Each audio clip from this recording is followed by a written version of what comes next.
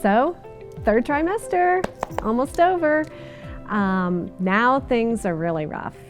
You're tired, your feet are swollen, you're carrying around extra weight, your insulin doses have gone up, and you're maybe doing double what you were doing prior to getting pregnant. You are testing your blood sugars still equally as much. Our targets are still the same, 95 or less at fasting and 140 or less at an hour after. Now you're going to see your OB more frequently. Starting about 34 weeks, they'll start seeing you on a weekly basis. They will be monitoring the baby's movement to see if you're having contractions. At this time, they're also going to look to see where the baby is positioned. Is the baby still head up, or has the baby moved head down? If the baby is still head up, they'll be talking to you about C-section.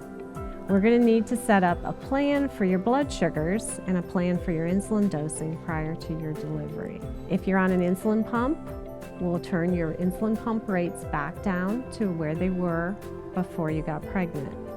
If you are taking shots, then we will turn your carb ratios and your corrections back to what it was before you got pregnant. After you deliver the baby, your blood sugars are going to be low again, so you're not going to need as much insulin. That's why we start thinking about turning things down. The day you go in to deliver or are scheduled for your C-section, that morning you'll turn down your pump or decrease your insulin dose that day. Being in labor is like exercise, so you're not going to need as much insulin. It's important to continue eating.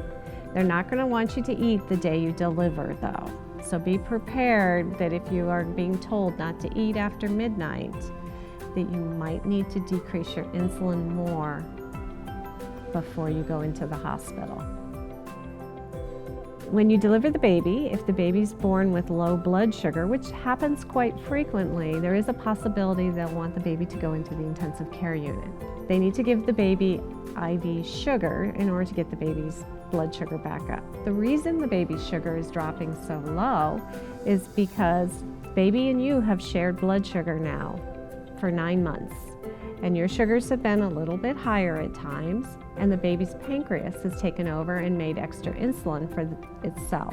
Doesn't know when you deliver that baby to stop making the extra insulin, so it continues to produce extra insulin for up to 24 hours after delivery. So be prepared that it's common for babies to be born with low blood sugars.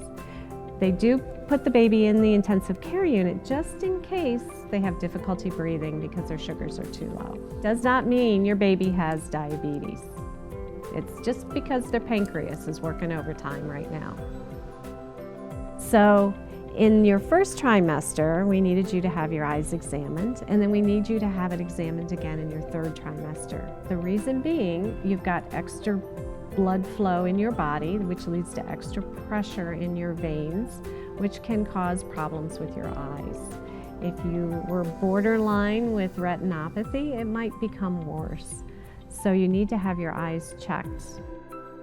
In the end, when you've fought so hard to have this, and you've worked so hard and have been under so much stress and dealing with your blood sugars and the food that you're sick of eating now, in the end, you have this precious baby that your heart has so much love for. You won't even remember what you had to go through. You'll want another one shortly after. And you'll be so blessed with just having that perfect little baby that you worked so hard to have.